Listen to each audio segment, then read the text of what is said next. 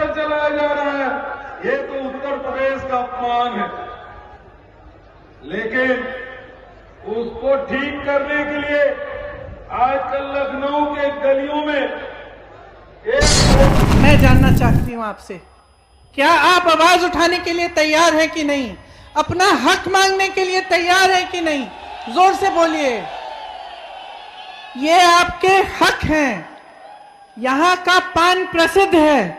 इसको बढ़ाने के लिए, इसका व्यापार बढ़ाने के लिए क्या किया गया है? जैतपुर की खादी के लिए क्या किया गया है? बरुआ सागर की अदरक के लिए क्या किया गया है? मऊरानीपुर की टेरिकॉट के लिए क्या किया गया है? जालौन के मटर के लिए क्या किया गया है? बुंदेलखंड की मूंगफली के लिए क्या किया गया है? कोई योजना बनाई है कि आप जब उसका व्यापार आगे बढ़े?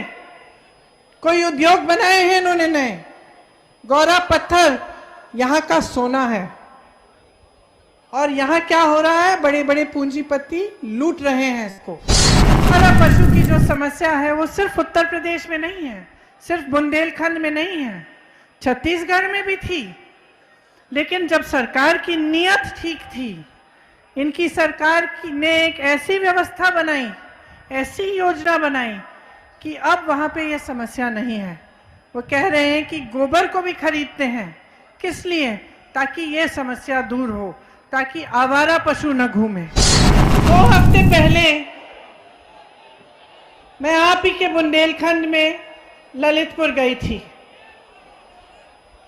मैंने सुना कि 2 किसानों ने आत्महत्या की है और 2 किसानों की मृत्यु खाद की लाइन में खड़े खड़े हो गई।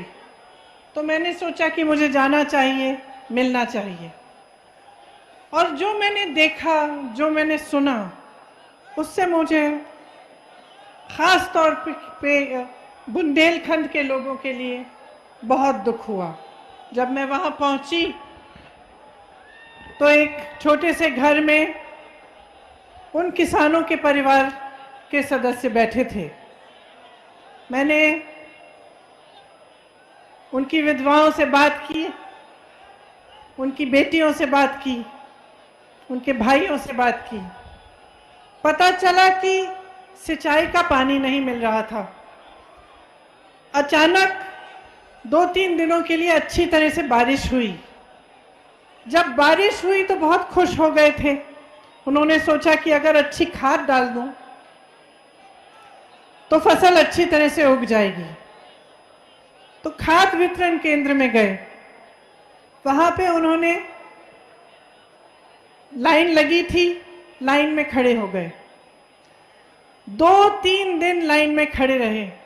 घर नहीं आए, कुछ खाने को नहीं मिल रहा था, जो भी आसपास मिल रहा था वो मिल गया। पीने को पानी नहीं मिला। लाइन में खड़े खड़े उनकी मृत्यु हो गई। जो 2 किसानों ने आत्महत्या की, वे भी लाइन में खड़े खड़े मायूस हो गए। खाद खत्म हो गई, उनकी बारी नहीं आई। 2.5 लाख 3 लाख का कर्ज था। घर आए, कुछ कहा नहीं किसी से, चुपचाप से चले गए दूसरे कमरे में, आत्महत्या कर ली। तो जब मैं परिवारों से बात कर रही थी तो पता चला कि तमाम किसान इस पूरे बुंदेलखंड में कर्ज में डूब रहे हैं।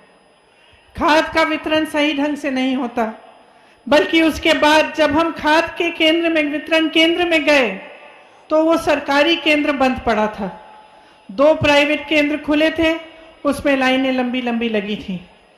खाद नहीं मिल रही है, मटर, चना, गेहूं का दाम नहीं मिलता, सिंचाई के लिए पानी नहीं है। आपको मालूम है कि नहीं कि आज देश में किसान की आय 27 रुपए है प्रतिदिन, केवल 27 रुपए।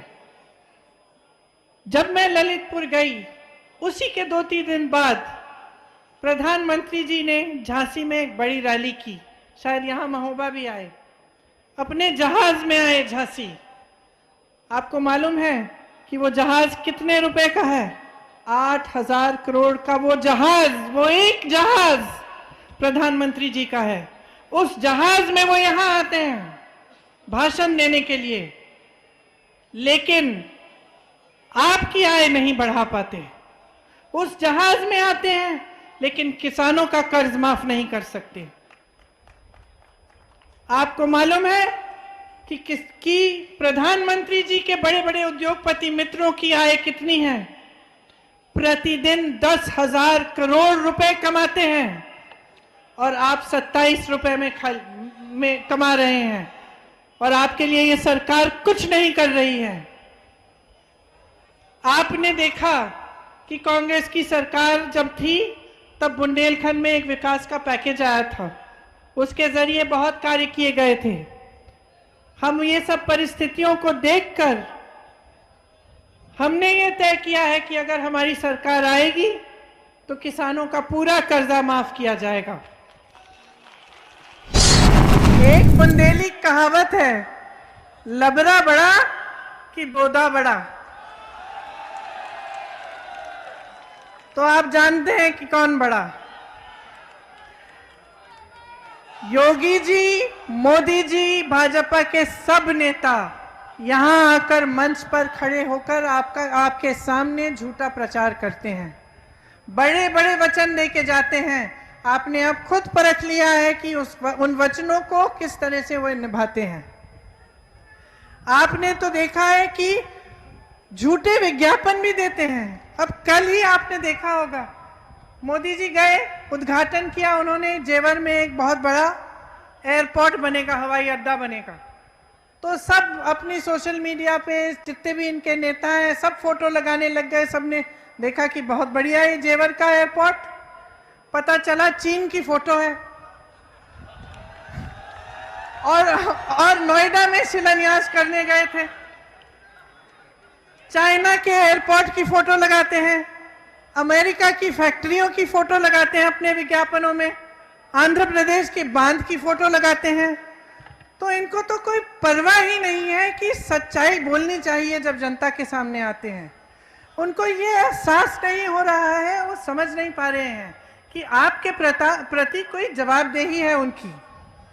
वे समझ रहे हैं कि उनका काम सिर्फ चुनाव में झूठे वचन देना, यहाँ आना, मंच पर तमाम आपके सामने वचन दे, उसके बाद आपको भूल जाएं, चुनाव जीत जाएं, उसके लिए कुछ भी प्रयोग हो तो ठीक है। हमारा नया नारा ये है, लड़की हूं लड़ सकती हूं। इसका मतलब क्या है? इसका मतलब है कि अब हम इंतजार नहीं करेंगे।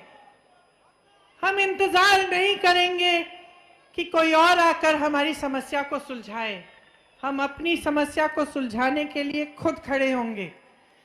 हम चाहते हैं, कांग्रेस पार्टी ने ये ऐलान किया है कि 40% टिकट इस चुनाव में, आने वाले चुनाव में महिलाओं को देंगे। हमारे चैनल को लाइक, शेयर और सब्सक्राइब जरूर करें और नई अपडेट्स के लिए बेल आइकन दबाना ना भूलें।